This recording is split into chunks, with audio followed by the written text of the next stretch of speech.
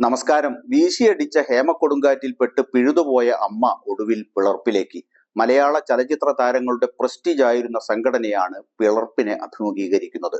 Hema committee റിപ്പോർട്ടിന് പിന്നാലെ വലിയ പ്രതിസന്ധി നേരിട്ട താരസംഘടനയായ അമ്മ മോഹൻലാലിന്റെ നേതൃത്വത്തിലുള്ള ഭരണസമിതിയുടെ കൂട്ടരാജിയെ തുടർന്ന് അനിശ്ചിതത്വത്തിലേക്ക് വീണിരുന്നു. ഇപ്പോഴിതാ അത് പിളർപ്പിലേക്ക് കടക്കുകയാണ്. നടീനടന്മാരുടെ ട്രേഡ് യൂണിയൻ രൂപീകരിക്കുന്നതുമായി ബന്ധപ്പെട്ട് 20ഓളം അംഗങ്ങൾ ഫെഫ്കയെ സമീപിച്ചെന്നാണ് പുതിയ വിവരം. അമ്മയിലെ നീക്കം FEFKA general secretary B Unnikrishnan സ്ഥിരീകരിക്കുകയും ചെയ്തിട്ടുണ്ട്. പുതിയ നീക്കത്തെ അമ്മ പിളർപ്പിലേക്ക് എന്ന് വ്യാഖ്യാനിക്കുന്നതിൽ അർത്ഥമില്ലെന്നും ബി ഉണ്ണികൃഷ്ണൻ പറഞ്ഞു. അമ്മ എന്ന് പറയുന്ന ഒരു സംഘടനയുടെ സ്വത്വം നിലനിർത്തിക്കൊണ്ട് തന്നെയാണ് അവർ പുതിയ ട്രേഡ് യൂണിയനെ കുറിച്ച് ആലോചിക്കുന്നത്. നമുക്ക് ഇവിടെ മാക്ടയുണ്ട്, ഞാൻ മാക്ടയിലും ഫെഫ്കയിലും അംഗമാണ്. അതുകൊണ്ട് തന്നെ അമ്മ പിളർപ്പിലേക്ക് എന്ന് വ്യാഖ്യാനിക്കുന്നതിനോട് എനിക്ക് യോജിപ്പില്ല എന്നാണ് സംവിധായകൻ ബി ഉണ്ണികൃഷ്ണൻ പറഞ്ഞത്. ഏതാണ്ട് 15 മുതൽ 20 വരെ ആളുകൾ പല സമയങ്ങളിലാണ് എന്നോട് ഇതേക്കുറിച്ച് സംസാരിച്ചത്. അവരുടെ പേര് വിവരങ്ങൾ ഞാനായിട്ട് വെളിപ്പെടുത്തുന്നത് ശരിയല്ല.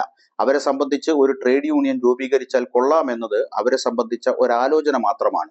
ഒരു ട്രേഡ് യൂണിയൻ രൂപീകരിക്കുന്നത് എങ്ങനെയാണ്, അതിന്റെ നടപടിക്രമങ്ങൾ എന്തൊക്കെയാണ് എന്നാണ് അവർ എന്നോട് ചോദിച്ചത്. പുതുതായി രൂപീകരിക്കാൻ ഉദ്ദേശിക്കുന്ന സംഘടനയ്ക്ക് ഫെഫ്കയിൽ അഫിലിയേറ്റ് ചെയ്യാനുള്ള സാധ്യതയുണ്ടോ എന്നും അവർ ചോദിച്ചിട്ടുണ്ട്. അങ്ങനെ ഒരു സാധ്യത ഇപ്പോൾ ഇല്ലെന്ന് തന്നെയാണ് ഞാൻ പറഞ്ഞത്.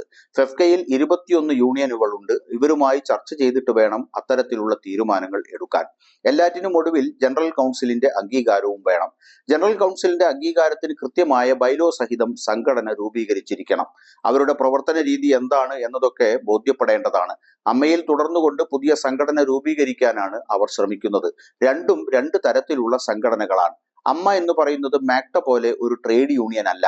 മാക്ടയിൽ അംഗങ്ങളായ ഞങ്ങൾ എങ്ങനെ ഫെഫ്ക രൂപീകരിച്ച് പ്രവർത്തിക്കുന്നോ അതുപോലെ അവർക്കും പ്രവർത്തിക്കാമെന്നും ബി ഉണ്ണികൃഷ്ണൻ പറഞ്ഞു. അതേസമയം ഇത്തരമൊരു നീക്കം അസാധ്യമായ കാര്യമാണെന്നാണ് നടൻ ജോയ് മാത്യു വ്യക്തമാക്കുന്നത്. അമ്മയിലെ പിരിച്ചുവിടപ്പെട്ട എക്സിക്യൂട്ടീവ് കമ്മിറ്റിയിലെ ആരും തന്നെ ഇത്തരമൊരു നീക്കത്തിന് പിന്നിലില്ലെന്നും ജോയ് മാത്യു വ്യക്തമാക്കുന്നു.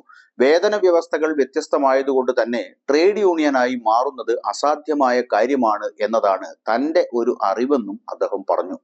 പിളർപ്പിനെ സംബന്ധിച്ച് മോഹൻലാൽ ഉൾപ്പെടെ പ്രമുഖരാരും പ്രതികരിച്ചിട്ടില്ല. പിളർപ്പ് യാഥാർത്ഥ്യമായാലും ഇല്ലെങ്കിലും ഹേമ കമ്മിറ്റി റിപ്പോർട്ട് മലയാള സിനിമയിൽ തുടർ ചലനങ്ങൾ സൃഷ്ടിക്കുന്നു എന്ന കാര്യത്തിൽ തർക്കമില്ല.